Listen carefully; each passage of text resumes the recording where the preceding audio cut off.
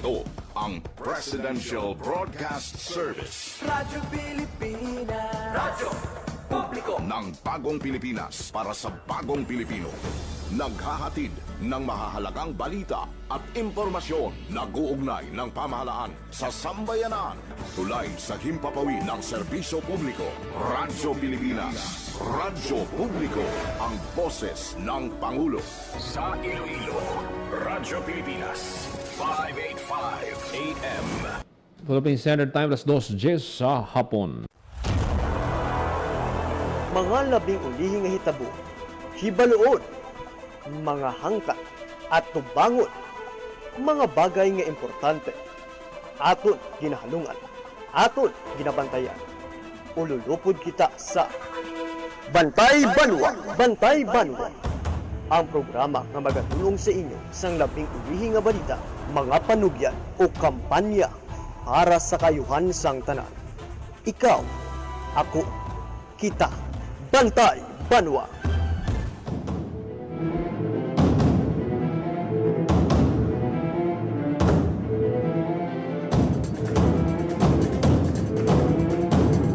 Mayang hapon Western Visayas, mayang hapon syudad kag probinsya sang Iloilo. Welcome sa pagpangalagad sang programa Bantay Banwa. Merkules nga edisyon kita, Marso 25, tuig 2026. Programa nga magadulong sa inyo sa labing uli nga balita, mga panugyan kag kampanya para sa kayuhan sang tanan. Inang inyo alagad kag anchorman Joseph Paul Nobleza Tarosa. Ululupod kita subong nga hapon diri sa Radyo Pilipinas Iloilo. Mga kabyanan, si President Ferdinand Marcos pangunahan sini ang Panata sa Bayan Doctors to the Barrios Batch 43 Presidential Send-Off sa Malacanang subong nga hapon ini. So standby lang sa aton nga mga kauturan. Ipabati naton sa inyo karon ang mensahe sang presidente live diri sa aton nga pagpangalagan. Ang ini nga programa sa Department of Health maga-deploy sang 290 scholar physicians. Muna siya ang kalakip sa batch 43. Nati sa kabilugan may 2,993 na ka mga doktor ang na-deploy humalin sang nag-umpisa ini sang 1993. At ang katuyuan gid sini nga ma-address ang shortage sang medical professionals sa mga geographically isolated and disadvantaged areas where many Filipinos still have limited access sa basic health services. Samtang sa ibang panaton nga balita, mga kabiyanan, nagdeklara naman si President Ferdinand Marcos Jr.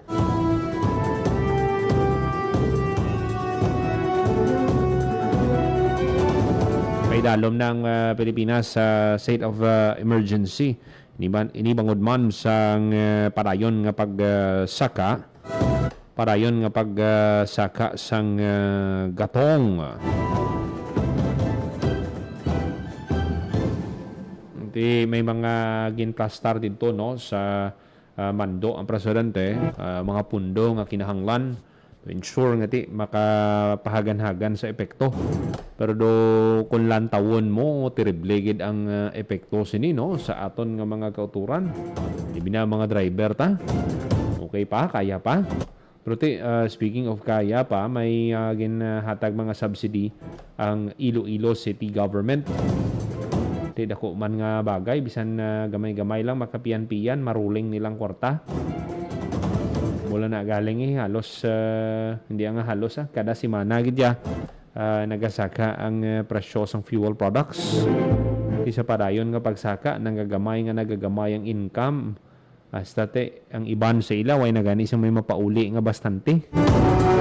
Iti dito na lang sa krudo nagtupa. Muna ang problema subong sa nasiling ko gani kung may ulo extra malang kamo hatagid kamo sang bisan gamay-gamay lang dugang, sakay kamo sa taxi, sakay kamo sa jeep, modernized bus, bisan gamay-gamay lang pasalamatan gid ina sang mga konduktor kag driver.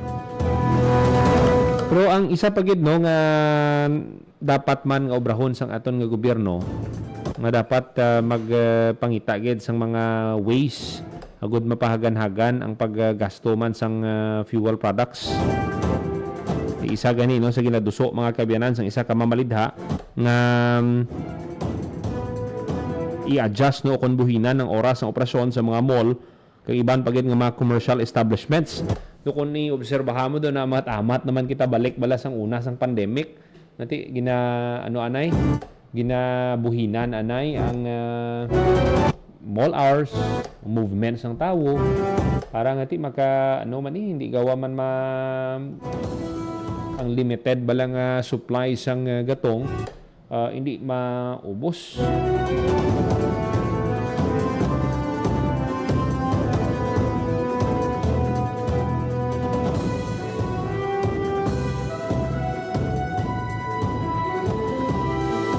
Agabihan ko na dumduman sa aton nga mga tagpalamatig in Lonsar na no ang oplan biyaheng ayo subong nga semana kag may mga nagkaladakpan na nga mga kolorom. Way gid way gid sang pagtanda ni sila. Kadamo na sang nagkaladakpan pero damo man sa gihapon. Damo sa gihapon ang naga-resgo no. Iti ang kolorom nga ni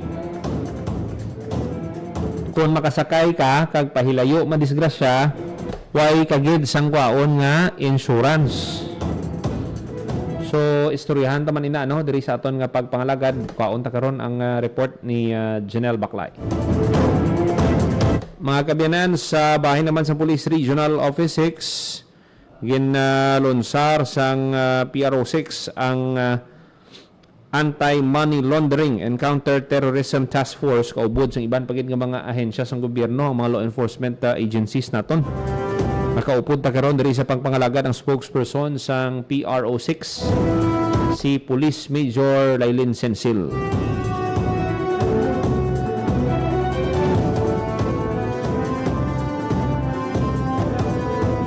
This is 6 minutos makaligid sa takna ang alas 2 sa hapon.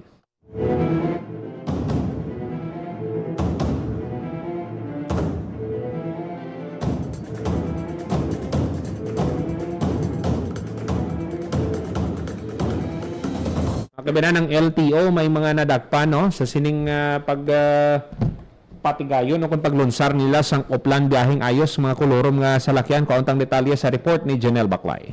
Radyo Pilipinas report. Nel, may ngapon. Paul, naglabot na sa 756 ka mga salakyan ang matigayon nga ma-inspeksyon sang enforcement team sang Land Transportation Office sa ikaduha nga adlaw na sang nagsugod dining oplan biyaheng ayos 2026.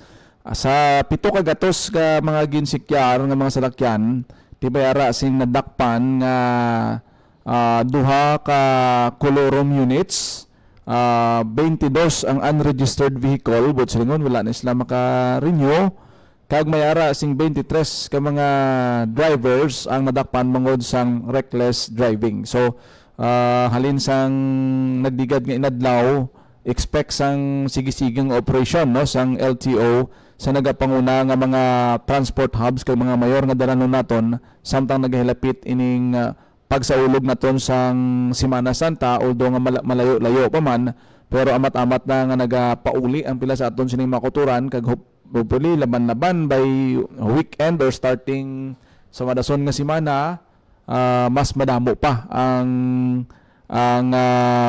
magapauli. So sige hapon ining pagpatigayon sang operation sa 756 mayara sing 88 ang na-issuean sang TOP, 36 ang na-issuean sang citation ticket.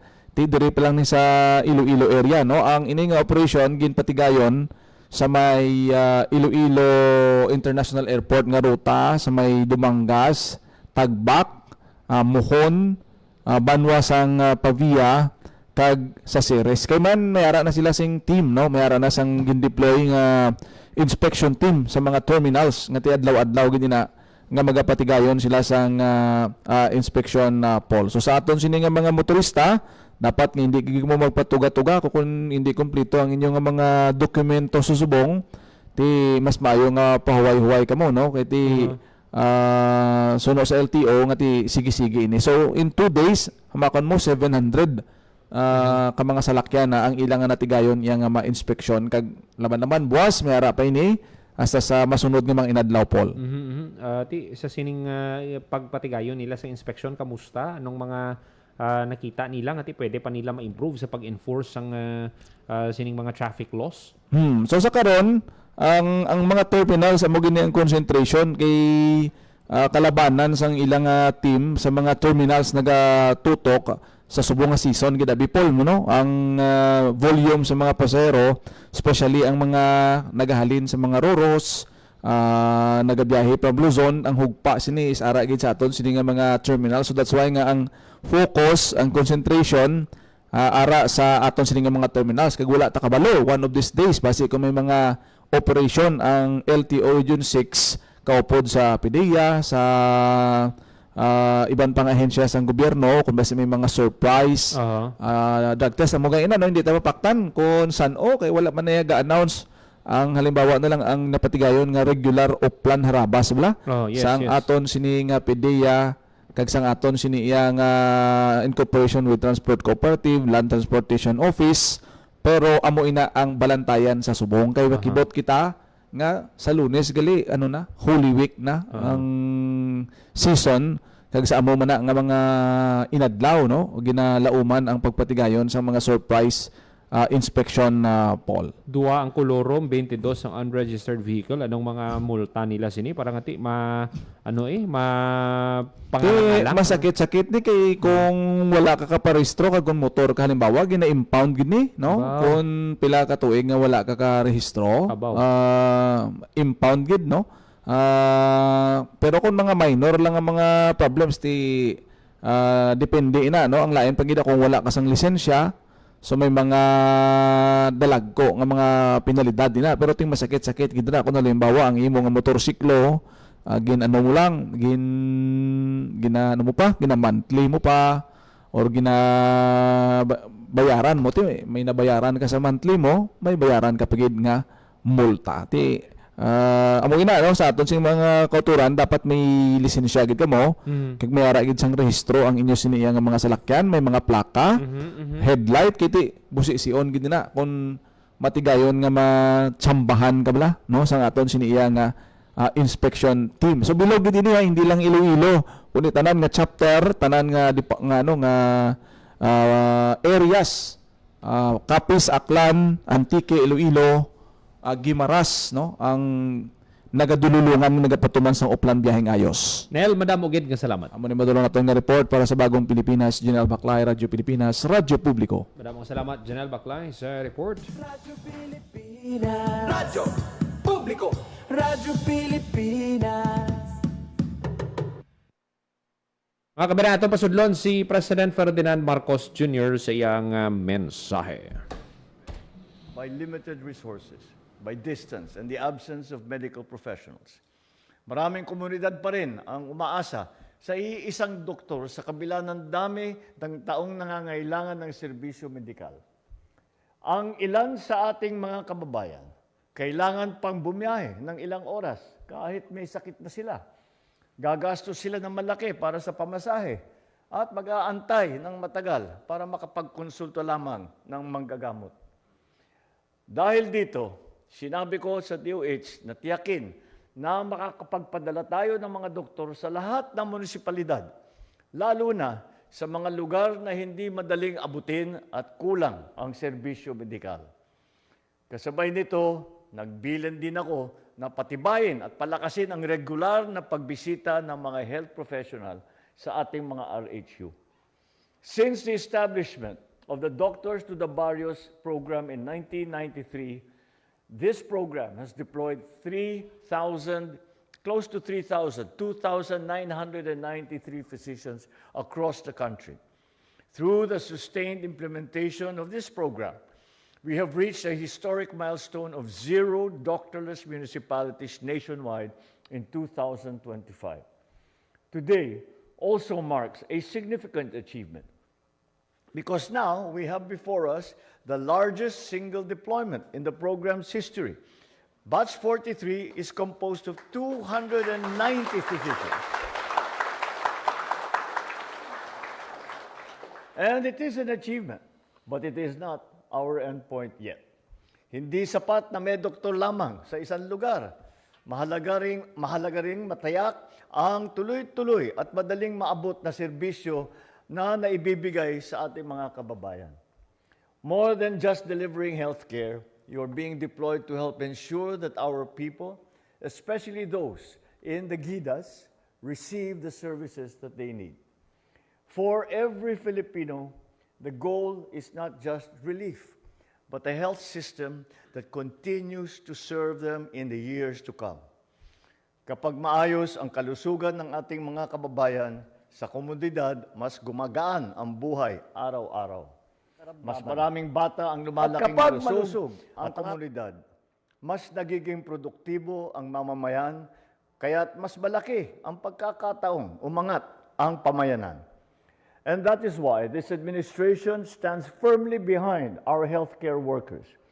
We continue to strengthen the National Health Workforce Support System. We will invest in your training, in your safety, and your well-being, so that you might be able to continue to serve with excellence, to heal with care, and to lead with compassion. Dalhin ninyo nawa ang husay, dangal at tapang ng isang Pilipinong manggagamot saan man kayo magpupunta. Habang kayo ay nagsisilbi sa iba't ibang panig ng bansa, dalangin namin ang inyong kalusugan at kaligtasan at ang patuloy na lakas na loob sa bawat araw ng inyong paglilingkod.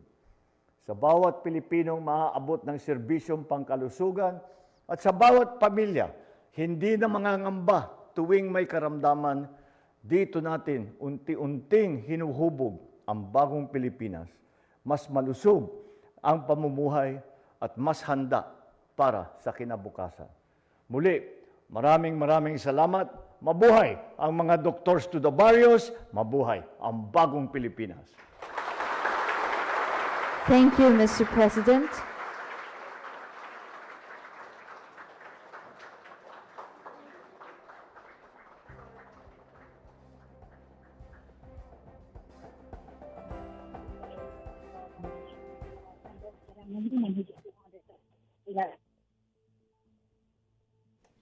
Yes, Raquel?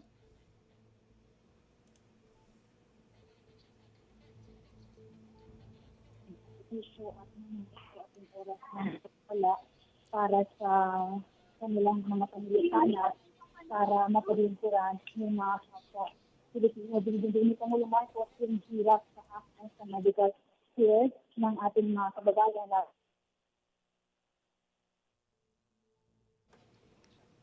Raquel? Okay, medyo nawawala yung signal mo, Raquel. Babalikan ka namin para doon sa wrap-up no, ng ginawang pahayag or speech.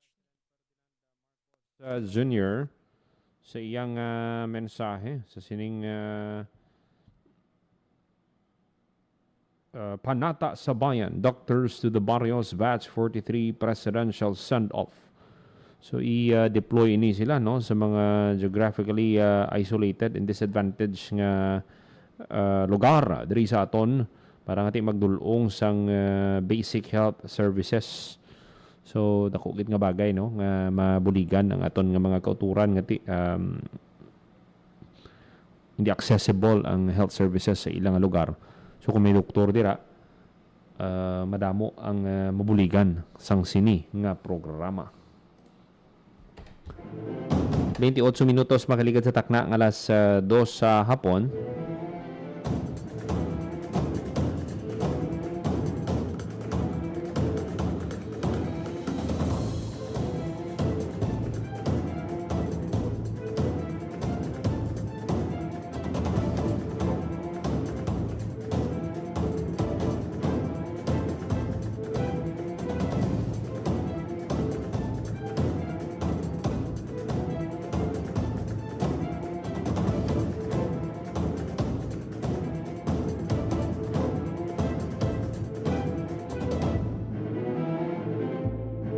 Maghahatag lang kita sa pila ka mga pahanumdo, magabalik lang ang programa Bantay Banwa. Itinuloy na po natin ang zero balance billing. Libre po. Ibig sabihin, ang serbisyo sa basic accommodation sa ating mga DOH na ospital, wala nang babayaran ang pasyente. Po, ang dami pong challenge, hindi po namin alam kung saan namin kukunin, ganon, nag-iisip kung paano namin mababayaran. Siyempre po, masaya, super saya po dahil na zero billing po kami. Opo, malaking ano po talaga, malaking tulong po. Mabilis lang din po. Bayad na ang bill ninyo. Uulitin ko, wala nang kailangan bayaran ng pasyente basta sa DOH Hospital dahil bayad na po ang bill ninyo. Naiyak ako kasi sobrang saya. Maraming salamat po, Mr. President Bongbong Marcos Jr. Hindi kami nagkamali ng taong ihinalal. 30 minutos, magaligan sa takna ang alas 2 sa hapon para yung kamong nagapamati diri sa gyapon sa programa Bantay Banwa. Mga kabinan, ang Police Regional Office 6, kaupod ang iban pagit ng mga law enforcement agency sa Western Visayas, naglunsar sang Anti-Money Laundering and Counter-Terrorism Task Force. Baluntang detalye sini, no, makaupod ta sa piyak nga linya si Police Major Lailin Sensil, ang spokesperson sang PRO6. Ma'am, welcome sa Radyo Pilipinas. Maayong hapon. Sir Paul, maayong hapon sa inyo nung sa mga tagpalamati ang Radyo Pilipinas. Maayong hapon. Ma'am, ano gud ang katuyuan, no, sa sining task force naging tukod sang kapulisan kag sa iban pagid nga mga law enforcement agencies? Sir Paul, no, ang aton sining legal basis, no, sa pagtukod sa sining task force on money laundering and terrorism financing, ang siya ang Department Memorandum Circular number 30 of the Department of Justice. So sa pagpanguna sa Office of the Regional Prosecutor diri sa aton sa Region 6, no, i-launch nato ini sa March 23 ang initial na task force. So katuyuan sini na ma-enhance ang aton nga interagency coordination naton sini mga different law enforcement agencies and other government agencies, especially sa about nga makombat nato, no, sa aton nga campaign against money laundering and terrorism financing diri sa Region 6. Mas strengthen magpagid naton ang aton nga intelligence sharing, kag case build up, and then madugong pa ang aton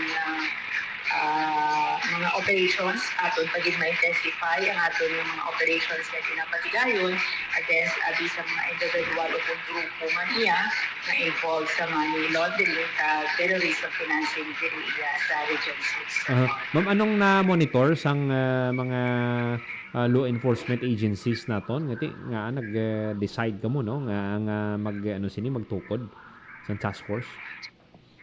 Actually, Sir Paul, ang initial na mandates sa Department Memorandum Circular 30, kung hindi ako magsala 2024 pa inisya, no? Okay. Actually, ang inisya parang din institutionalized lang naton ang aton nga previously ginahimo na naton in coordination with other agencies. Pero with this task force, parang din institutionalized lang naton, no, agod na mas strengthen pagid naton sa subong bala parang ang whole of the nation approach ang aton nga pagapatigayon, especially sa aton sa sining kampanya naton niya patok sa money laundering kag sa terrorism financing. Sa pagtukod sa task force, ma'am, ano ang gina-expect, no, sa aton nga mga pumuluyo sini sa aton nga mga law enforcement agencies? So, definitive sila natin, maka-focus kita, pag ma-enhance natin, iya ang aton na intelligence sharing, like sa sini, ang task force, nagamitin sila every month to talk with kung may mga information kita yung nag-gather for regarding sa sini money laundering, and then the different agencies involved na, no, kumbaga ang information sharing naton mas ginpabaspo. Ang aton na case build up, no, agud iya mas mabaspog, no, ang aton iya nga mga cases na kung mayara man iya iya sa aton sa Region 6 Okay. With this, Madam Bugid nga salamat, Police Major Lailin Sensil, ang spokesperson sa PRO6. Thank you so much, Mr. Paul. Pati ang mga kabiyanan, Major Lailin Sensil, ang spokesperson sa PRO6. Pati ang mga kabiyanan, no? Si Major Sensil sa sining launching sang Anti-Money Laundering and Counter-Terrorism Task Force. Mga kabiyanan, aton pasudlon ang press briefing na pangunahan ni President Ferdinand Marcos. Kami makapag-charter ng eroplano upang maiuwi ang aming mga kababayan na nagnanais umuwi. At sa pag-ugnayan na yan, dahan-dahan nakagawa tayo ng sistema para maiuwi ang ating mga kababayan na nagnanais umuwi. Meron pa rin talaga na sinasabi na hindi naman daw nila, ang pakiramdam naman nila ay safe naman daw sila. At sige, nasa sa kanila yun. At ngunit yung mga iba ay talagang naririnig na raw yung bomba. Doon malapit doon sa kanilang tirahan. Yung kwento ng mga nakausap ko, yung mga nakauwi, ganun na nga. Ang nakakaawa, yung mga mas may edad na, lalong-lalo na yung mga maliliit na bata. Dahil siyempre, kahit anong mangyari, nakakatrauma yun. Ang mahirap sa bata, kahit tayo kaya natin maintindihan kung ano yung nangyayari. Kaya natin ipaliwanag, this is what's happening. May gera dahil sa ganito. Sa pagbata, ang hirap may paliwanag, basta't natatakot na lang sila. And so this is the problem that we were facing. So this was the initial problem, and this is the first concern that we addressed. And since the time that we have set up the systems for repatriation, we have already nakauwi na ang mahigit 2,000 OFW, mahigit 16,000 na ang nakatanggap ng tulong. Ito sa pamamagitan ng pagkain, ng tirahan, medical care, transportasyon, financial support. Ito ang mga nakauwi, meron din tayong ibinibigay doon sa ating mga kababayan na nandoon pa rin at nangangailangan ng ating tulong. At hindi natin ititigil ito. Patuloy ito ang ating pagpauwi ng ating mga kababayan. At nakaapat na tayo na charter flight na nakauwi. At ito hindi lamang galing sa isang lugar, kung hindi pinupuntahan ito sa iba't ibang bansa, nagkikita-kita sila sa isang lugar, sabay sasakay ng eroplano bago iuwi dito sa Pilipinas. Patuloy natin yung ginagawa ito at hindi pa kumpleto sa 2,000 na naiuwi natin. Kulang pa, meron pang mga gustong umuwi pa. At sila naman ay dahan-dahan ay ginagawa namin ng paraan upang umuwi. Ang mahirap ay ang pag-charter ng eroplano at saka ang paglipat kahit yung by land. Yun na nga, nung ilang unang araw, sinabi ko sa kanila, huwag kayong basta't magsasarili. Dahil kung mag-convoy kayo, pag nasa taas nasa 10,000 feet yung eroplano, hindi nila malaman kung yung ba ay mga militar o yung ba ay civilian. Baka magka-problema, magka-misencounter kung tawagin. Kaya't ngayon, tinitiyak natin na lahat ng movement ay cleared by the local authorities para lahat sila ay maging safe. At ito ay patuloy natin ginagawa. We are chartering flights. We started with 1 a week. I start to accelerate that to 2 a week. Depende talaga kung kailan nila sasabihin sa atin na maaari nang magpalipad. At meron iba diyan na sumasakay sa commercial, meron yung iba sinasakyan yung ating mga chartered na eroplano. And we will continue to do this until the war ends or until we have repatriated all of our nationals back home here to the Philippines. Then and now the next part of the challenge that we were facing was the supply and the pricing of petroleum products.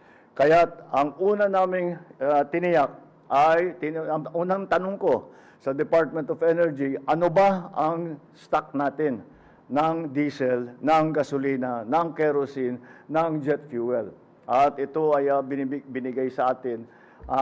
Marami sa inyo ay nakita naman ninyo yung unang report kung ilan ang supply natin.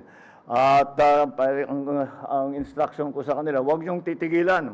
Maghanap kayo pa ng supply dahil hindi natin alam kung gaano katagal pa ito. At pag sasabihin natin, we are talking about 45 days on average, more or less, pero hindi natin alam how long this will last, how long the supply is going to be diminished or from the Middle East to the Straits of Hormuz. So our authorities are all continuing to find new sources for the supply. First of all, what we tried to do was to ensure that the contracts that we already had would be honored. Halimbawa, may kontrata tayo na mag-import tayo ng ilang bariles ng langis, ng diesel, ng kung ano. Kung ito ba, ay tiyakin natin na patuloy na makakarating talaga ito sa Pilipinas. Nung unang ilang araw, lahat ng hindi kami masagot ng mga supplier natin ng oil and petroleum products dahil hindi rin nila alam kung ano yung nangyayari. At yun na nga, pati yung presyo hindi nila maibigay. Ngunit dahan-dahan sa patuloy na ating pagtatawag, sa patuloy sa ating pag-ugnay sa kanila, at gumawa tayo ng mga bagong sistema para makarating ang langis dito, ay tuloy-tuloy naman, na-supplyan tayo. And we are not stopping. Although the average now is running at 45 days supply, siyempre iba-iba, but the average is 45 days. Hindi natin tinitigilan. And again, I credit the success of this ensuring the supply to the good relations that we have with our partner countries around the world. And we have not only gone to our oil suppliers, the traditional oil suppliers, we have tried to explore other sources that are not affected by the war that is ongoing in the Middle East. And there have been, it would be premature to say that we have perfected contracts with them, but I think it's sufficient to say that the things are beginning to open up. And although we cannot be assured right now of the supply, we can be sure that at least for 45 days we will be all right. I think that we can be fairly confident. We can be confident that after the 45 days, we will still have already arrived here in the Philippines. We will have already a flow of oil, not just one delivery, not just two deliveries, but a flow of petroleum and petroleum-related products. Right now, because of the situation, lahat hinihingi natin. Humihingi tayo ng crude oil. We are asking for, we find if we can find it dahil meron naman tayong refinery. Andyan naman ang Petron that can refine it. Gasolina, diesel. Diesel, siyempre, ang pinaka-importante para dito sa Pilipinas. At ang jet fuel, kerosene, at saka jet fuel para patuloy ang lipad ng mga eroplano. So we are continuing to do this. We will not stop. We will not stop this process so that we will ensure the supply of petroleum and petroleum products to the Philippines. And right now, I'm very confident in saying that we have sufficient supply. We will continue to source those supplies. And I do not think that there is a problem. Sa aming analysis, wala tayong problema para sa supply ng petrolyo at saka ng mga petroleum products. Ang isang napakalaking nangyari ay ang pagtaas ng presyo ng langis. At ito ay talagang mahirap natin sagutin at gawa ng paraan dahil wala tayong control diyan. Oil will do what it will do. The markets will behave in the way that they behave. No one, not even the producers, have control over the world price of oil. All that we can do is to compensate our people and to support our people so that they have some assistance in the face of this. Ang ating mga nagpatupad tayo ng mga ilang inisyatibo upang matulungan ang ating mga kababayan. Para sa lahat ng na sumasakay sa mga transport system natin, ay nagbigay tayo ng libreng sakay. Meron tayong 50% na discount sa LRT 2 at MRT 3 para sa lahat ng commuter. Binawasan na rin ng CAAP ang terminal at aeronautical fee para maging mas mura ang pamasahe sa eroplano. Para naman sa ating mga tsuper, namamahagi tayo ng cash assistance sa 120,000 na tricycle driver at TNVS drivers. Nagbigay din tayo ng toll discount para sa mga jeepney, para sa mga bus at para sa mga truck. Para naman sa pagkain, dahil siyempre inaalala din natin na wag sumabay ang presyuhan ng pagkain, ay pinalawak natin ang 20 peso rice program sa 627 centers na binuksan natin na nakabukas sa buong bansa. At kasama dyan, bukas ang mga kadiwa para sa makabili naman yung mga nangangailangan ng murang bilihin ng pagkain. At patuloy din ang ating ibinibigay sa ating mga magsasaka ang fuel at fertilizer subsidies para sa magsasaka at saka para sa mga mangingisda, para hindi ipasa yung pagtaas ng presyo ng kanilang ginagamit na krudo, hindi mapasa lahat sa mga consumer. At sumagot na ang ating mga manufacturer na hindi sila magtataas ng presyo ng pangunahing bilihin sa ngayon. At hanggat kaya, nangako naman sila, hanggat kaya nila na i-maintain ang presyo. Kasi ang pinagbibili ngayon nila ay yung nasa inventaryo na nila. Na nabili nila ng mura pa bago pa nangyari lahat ito. Kaya habang nandyan ang kanilang inventaryo, nangako sila na hindi nila itataas ang presyo ng mga primary commodities. Magsisimula na rin magbigay ang ating mga LGU ng libreng bigas. Ito ay nagsimula, yung LGSF program ito, nagsimula ito bago pa nagkagera. Pero iro-roll out ito within the next week or two. So ginamit natin dyan ng LGSF, the Local Government Support Fund. Diniretso natin sa ating mga local government para sila na ang magbibigay ng tulong. Ang ating ang programang ito ay nagbibigay tayo sa bawat LGU ng pondo, at ang hinihingi lang namin sa kanila na minimum 50% ng LGSF fund na natatanggap nila ay gawing pambili ng bigas para maipamigay sa kanilang mga constituent. Maaari nilang gawin 100% na bigas, nasa sa kanila yon. Ngunit kailangan at the minimum 50% doon sa natanggap nilang pondo ay gagamitin sa pagbili at pagbigay ng bigas. Sa supply naman ng fertilizer, dahil as you know, sa urea is a petroleum product. So that is a refined product na nanggagaling sa petrolyo din. tuloy-tuloy. Yung mga nagsusupply sa atin ay nakikipag-usap din tayo. At tinitiyak natin na meron tayong fertilizer supply at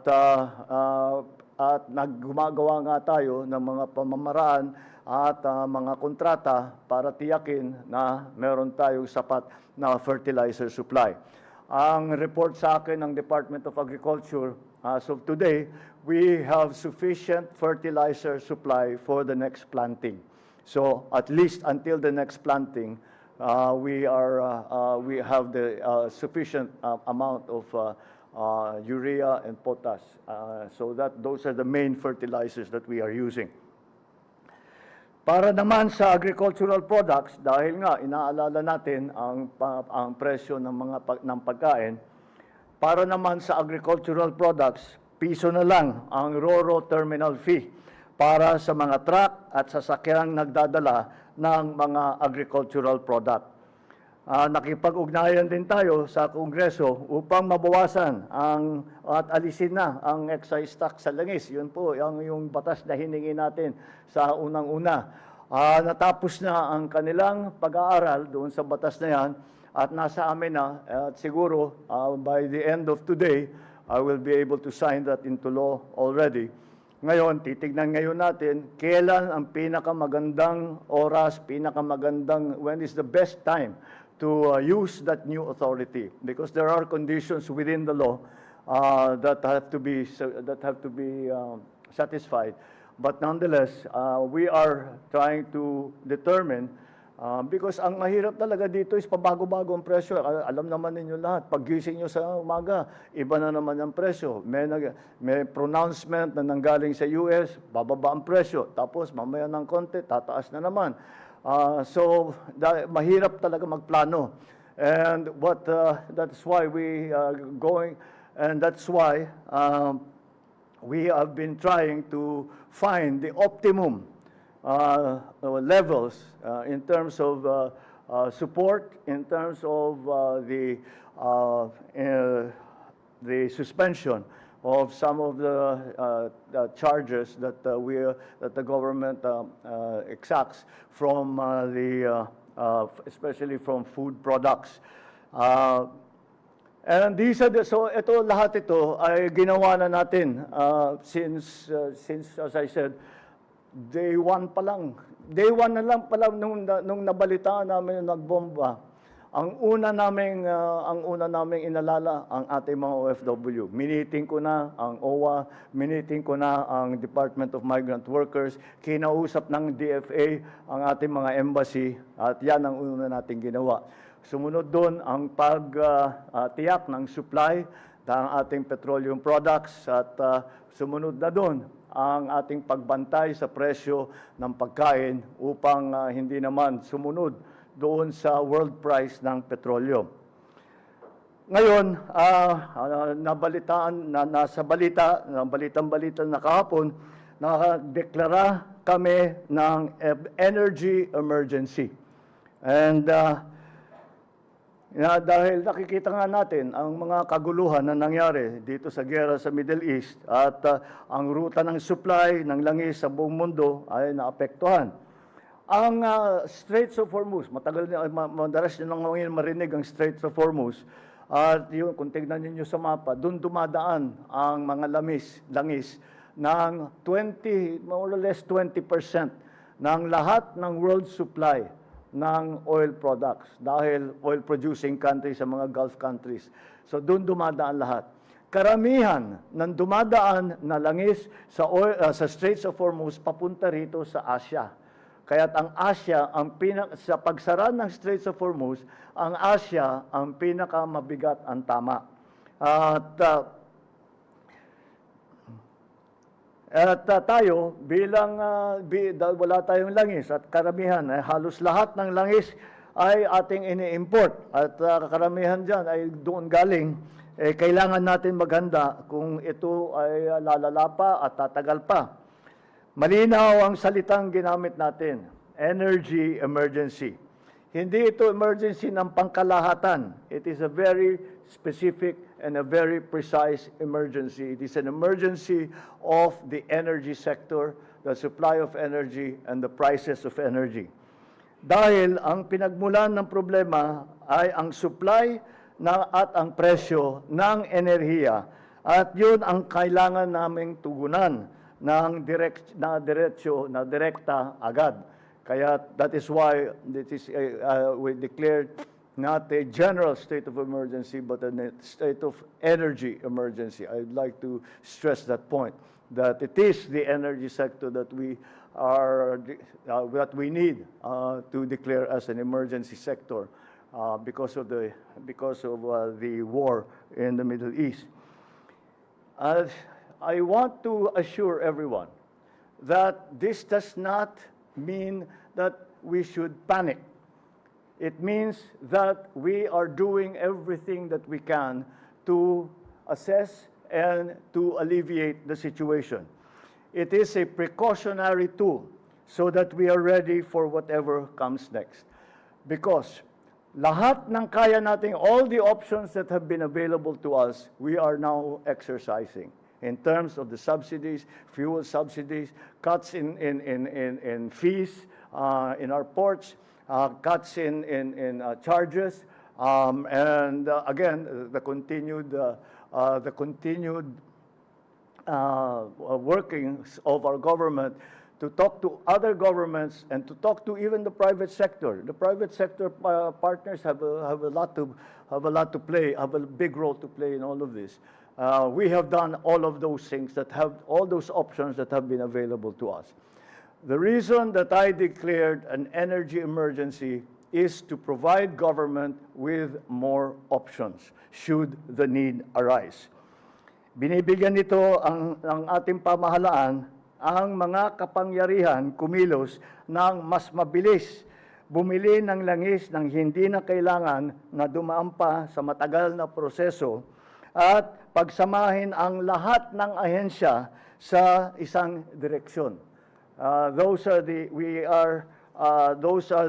authorities and the powers that we might need in the future and we would like to have available to us. Nakikipag-ugnayan din tayo sa Kongreso. I'm sorry, I'm looking at the wrong page. Itinatag ng EO 110, which is the executive order that I signed yesterday, ang uplift. Ito ang aming unified command na aking personal na pinanunuan. I am the chairman of this working group. Kasama natin ang ES, ang Executive Secretary, mga kalihim ng Department of Energy, Department of Transport, ang DSWD, ang Department of Agriculture, ang Department of Finance, ang DepDev, at of course ang DBM. At sabay-sabay ang galaw ng buong pamahalaan para mabilis, para malinaw, at walang ahensyang mag-iisang laban lamang. Lahat ay nagtutulungan.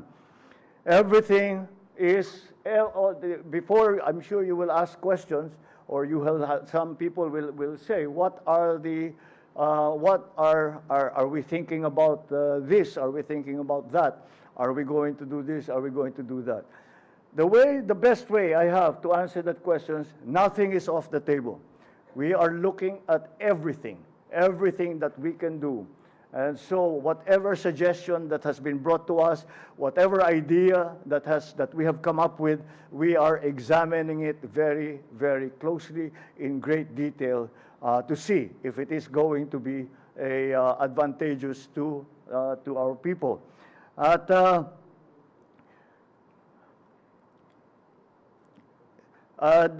dahil kuminsan ay pag tinatanong natin, dahil ang tanong hindi kung ito ay maaring gawin, kung ito ay posible, kundi kung ito ba ang pinakamabilis at pinaka-epektibong makakatulong sa taong bayan. So every suggestion, every idea that has been brought to us, that we have come up with, we look at it in detail and we say, ito ba ay mararamdaman kaagad ng taong bayan? And that is an important criterion. Dahil sa mga kapangyarihan na ibinigay ng Executive Order 110, mas marami na tayong magagawa at mas mabilis na ang magiging aksyon ng pamahalaan. Mapapabilis ng Department of Energy ang pagbili ng langis mula sa ibang bansa. Paiigtingin natin ang aksyon laban sa hoarding at sa mga nagsasamantala, hindi lang sa langis, kundi sa lahat ng pangunahing produkto. I think we made that warning very early on na huwag mag-hoarding at huwag mag-price gouging. Huwag silang nagsasamantala dito sa sitwasyon. And we will enforce that rule very, very strongly. And again, to those who are thinking about it, hindi nyo na kailangan gawin because we have a sufficient supply of oil, we have sufficient supply of food. So, sa pagkain, sa pamasahe, lahat po ito ay maaari nating matignan. Today, halimbawa, maaari nang makialam ang pamahalaan sa supply at presyo ng kuryente para hindi ito masyadong magmahal. Dahil that's the authority that the EO in its declaration of a energy emergency provides the executive. Beginning today, over 1.4 million drivers and units will start receiving fuel and financial assistance on top of the 120,000 who have already been served by the DSWD. Abangan din ninyo ang tupad para sa mga tsuper at pinaigting natin na service contracting para sa ating transport sector. Again, these are supports that we are hoping to bring, that we are going to bring to those who are most affected by this situation. Nais kong maging malinaw tungkol sa aming prioridad. Hindi natin kontrolado ang presyo ng langis sa mundo. Yan ang katotohanan na ating hinaharap. Ngunit ang hindi maaring mangyari ay maramdaman ng bawat Pilipino ang buong bigat nitong mga pangyayari na wala naman silang kinalaman. Isa lamang ang aming pamantayan. Agaran, pinakamabilis at direktang mararamdaman ng ordinaryong Pilipino, hindi bukas, hindi sa susunod na linggo, ngayon, sa pagkain, sa pamasahe, sa kuryente, sa araw-araw na gastos ng pamilya, yan ang mga hakbang na aming inuuna. Para sa ating mga kababayan, ito po ang ginagawa ng inyong pamahalaan. Maraming salamat po. Magandang hapon po sa inyong lahat. Thank you very much to our President, Ferdinand R. Marcos Jr. That concludes our President's address.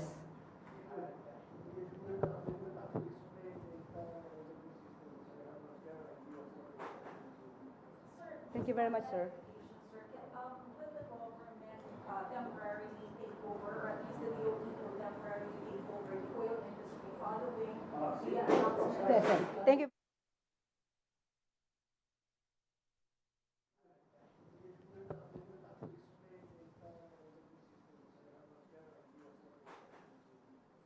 Thank you very much, sir.